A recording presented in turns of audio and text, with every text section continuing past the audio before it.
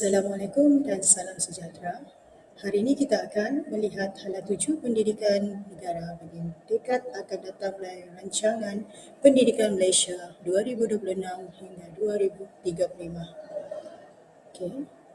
Mengapa rancangan ini penting? Kerana dunia sekarang sedang berubah dengan pantas, terutama selepas pandemik dan kemunculan teknologi seperti kecerdasan buatan AI. Untuk makluman semua, RPM ini bukan sekadar kesinambungan dasar lama tetapi juga satu intervensi strategik untuk memastikan generasi masa hadapan kekal kompetitif global dengan tema merapatkan jurang, meningkatkan mutu, meraih kejayaan bersama. Baiklah, sebelum kita pergi lebih jauh tentang rancangan Pendidikan Malaysia, mari kita lihat kandungan yang penting yang akan kita bicarakan pada hari ini. Okey, yang pertama, cikgu akan bincang tentang matlamat RPM.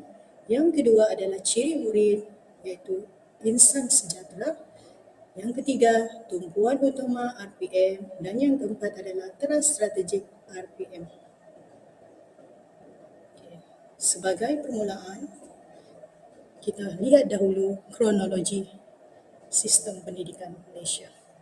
Okay, kita tahu sistem pendidikan kita tidak bermula secara tiba-tiba.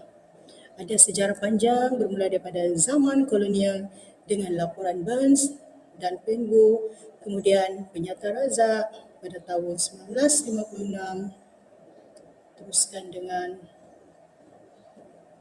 KBSR dan KBSM, sehinggalah ke Pelan Pembangunan Pendidikan Malaysia PPPM 2013 hingga 2025 yang memberi fokus kepada kemahiran pembelajaran abad ke-21. Dan yang terkini yang baru dilancarkan pada bulan Januari oleh Perdana Menteri kita iaitu Rancangan Pendidikan Malaysia 2026-2035 yang hadir untuk membina legasi baru yang lebih mantap. Okey, pelajar. Seterusnya kita lihat kepada matlamat utama.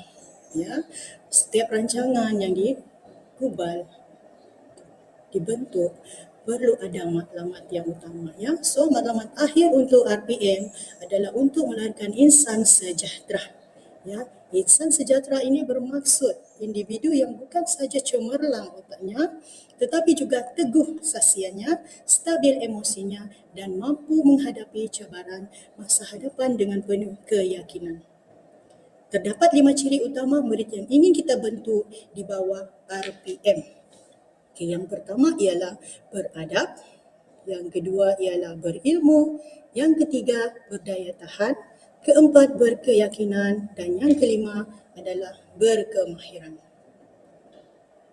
Okey. Apa itu beradab? Ya, beradab adalah bermakna murid yang bersopan, menghormati orang lain dan mempunyai nilai moral yang tinggi. Ya, nilai moral yang tinggi. Ciri kedua ialah berilmu, di mana seorang pelajar ataupun murid perlu mempunyai pengetahuan yang luas, bukan sahaja dalam akademik tetapi juga bukan akademik serta mampu berfikir secara kritis dan kreatif dalam kehidupan seharian. Okey, kita pergi ke ciri insan sejahtera yang ketiga iaitu berkemahiran. Okay, seorang murid ataupun pelajar mesti berkemahiran. Ini termasuklah kemahiran dari segi kemahiran praktikal, teknikal dan kemahiran insaniah. Seperti penyelesaian masalah secara kolaboratif. Ya. Dalam dunia yang mencabar ini, anda juga perlu mempunyai ketahanan dari segi fizikal, mental dan emosi. Itu adalah ciri yang keempat. Ya. Ketahanan mental merujuk kepada pelajar ataupun murid yang mampu bangkit daripada kegagalan. Bila gagal, dia mampu untuk meneruskan tekanan dan tidak mudah berputus asah. Okey, dan ciri yang kelima adalah berkeyakinan. Seorang pelajar mestilah tahu potensi diri, berani mencuba perkara baharu dan berkomunikasi dengan baik. Segala tindak tanduk masih lagi berpegang teguh kepada rukun negara. So, untuk mencapai ciri insan sejahtera perlu ada 5 ciri yang cikgu tekankan tadi untuk mencapai matlamat utama RPM. Seterusnya kita pergi ke bahagian mekanisme pelaksanaan iaitu 5 tumpuan utama.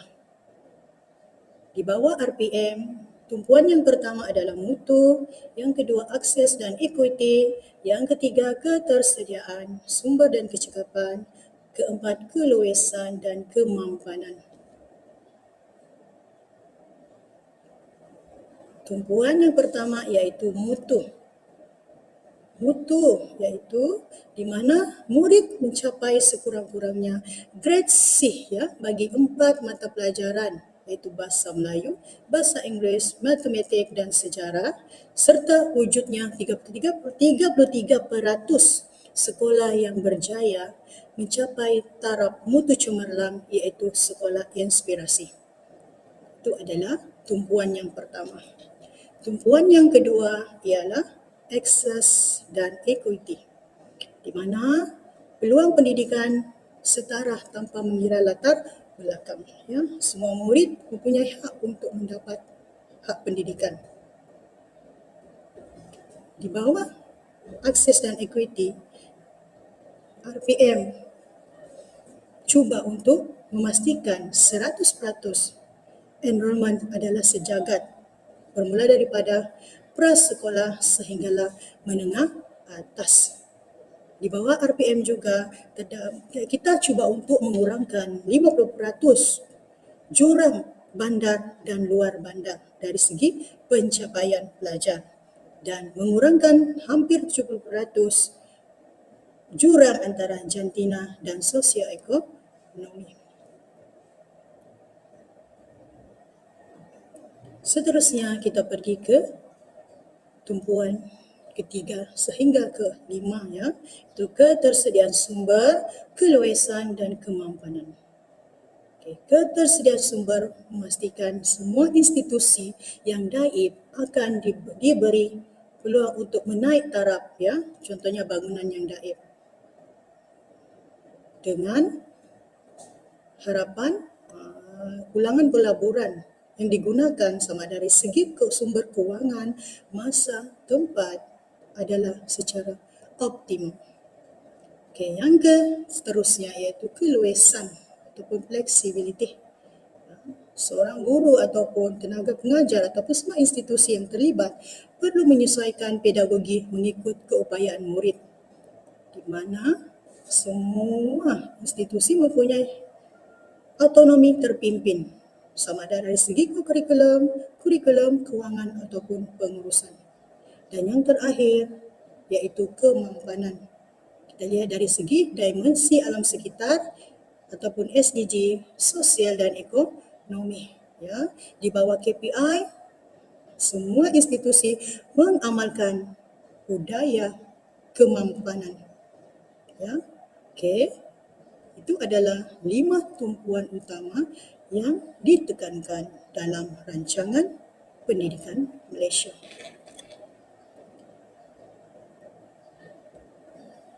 Seterusnya kita pergi ke 7 teras strategik.